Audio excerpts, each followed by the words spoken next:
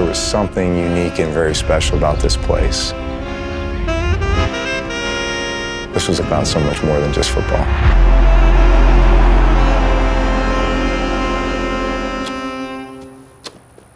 Once New Orleans gets in your blood, it's there forever. It'll never leave you.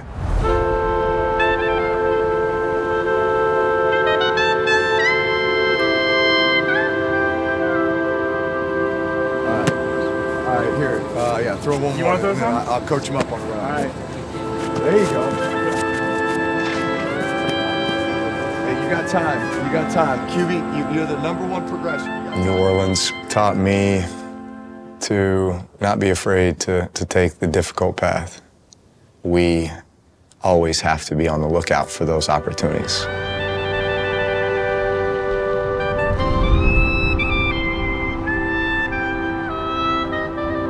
It's crazy because here we are, almost 20 years later.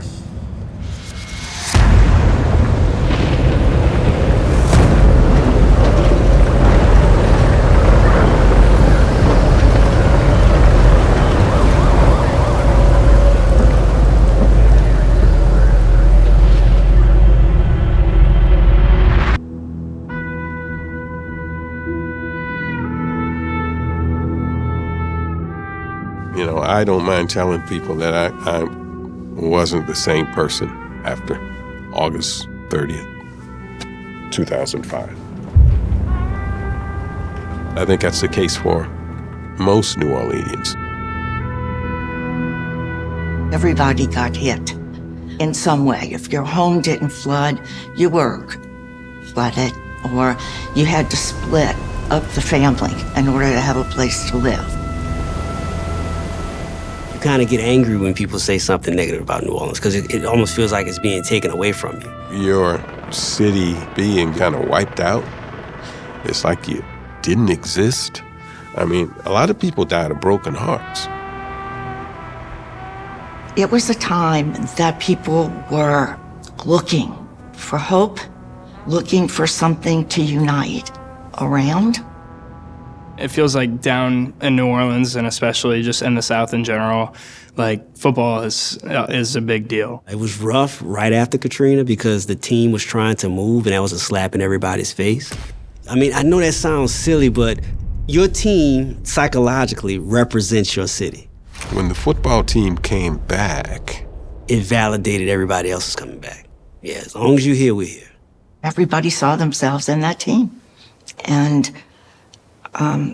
everybody was rooting for the same thing. But we had a history and a reputation of being a losing situation. Let's keep it 100. Nobody was fighting to come down here. New Orleans wasn't a sports mecca. I mean, nobody was fighting to come here until the quarterback came here. I was a free agent, but with very limited opportunities. And I was looking for somebody to really believe in me. I think in the football world, I was considered damaged goods.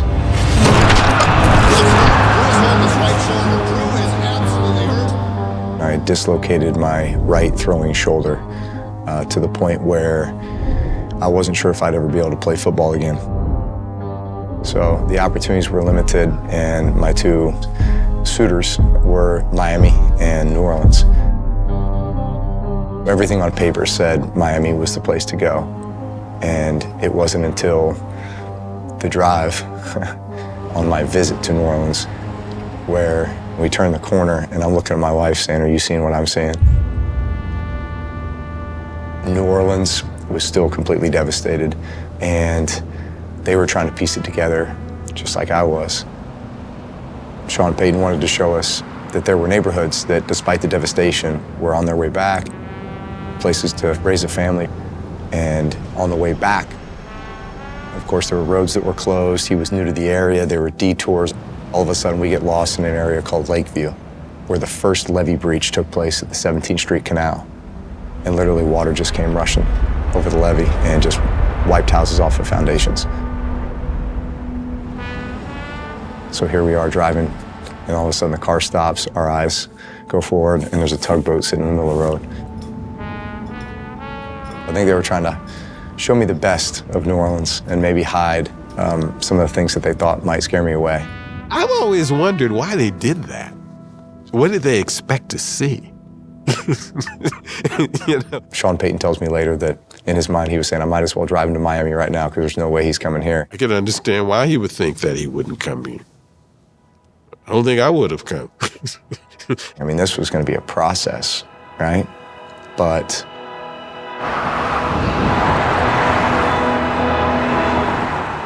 this was a calling, and it went well beyond just being the quarterback for a football team. It was about rebuilding one of America's greatest cities. They say Texas can be its own country. New Orleans can literally be its own world. Like, it's just different. You have entertainers here. You have entertainers who are not entrepreneurs. You have chefs. You have everything you can think of. New Orleans is a once-in-a-lifetime experience that happens every single day. This place is the soul of this country. And people are crazy about this team. Everybody knows football. Every Sunday, everything shuts down. It's our team or nothing, good, bad, or ugly. I don't know if it's divine intervention or whatever. Drew came anyway. And perhaps it says something about Drew. And some people say maybe he had no other place to go. And if that's the case, that's okay too. but he did come. And then we're like, wait a minute, we're on a map now? People paying attention, so we're coming back. The first year was getting my shoulder healthy and then really just talking with people and beginning to understand the greatest needs of the community. You know, so many people had been displaced because of Hurricane Katrina, but in order to come back, they needed safe places for their kids to go to, parks, playgrounds, and schools. I remember sitting with the principal, Kathy Reidlinger. He said, can I help you? Is there something that you need? There was just this muddy, weed-filled field. On the list of things, it's going to be several years to fix that field. And he said, I'll help you fix it. We wanted to turn this field into a beacon of hope for the community. I just felt like that was part of our responsibility.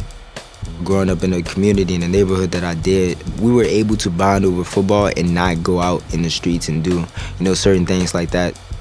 I was given an opportunity and I was given chances that others weren't given. You can't not work hard. Hard work is like a theme, I would say, of New Orleans. Most people here know hard work. What I see in Drew Brees is you just gotta do the work, man. If you do the work, it'll be all right. We knew this. What is within our control right this moment? It's to be the absolute best that we could be, to win football games, because what that does to lift the spirit of this city and give them hope. It makes you want to keep working, because if he's working, we're working. It's not even about football. Drew is bigger than football in the city. I've been a sportscaster, all my professional life, but, I know it's not the most important thing in the world. But this particular time, football was important. It was more important. It was very important. People of New Orleans, we learned to adapt. New Orleans takes the field to kick off this Sunday afternoon matchup. There's a song here about a famous rapper. And one of the lines says, I'm sick and tired of being sick and tired. I too have contemplated, am I gonna leave? Do I wanna keep rebuilding? But then it's like, well, why are you running? You can't handle it? Well, if you can't handle it, then don't call this place home. And I don't wanna call any other place home.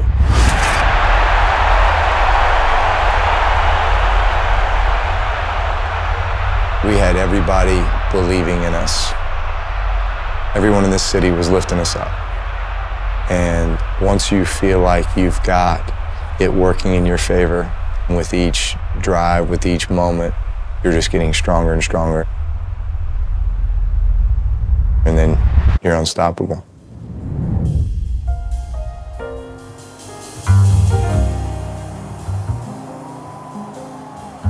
The tougher path was to choose New Orleans. But that was the right path, the necessary path. The path that I felt like I was called to.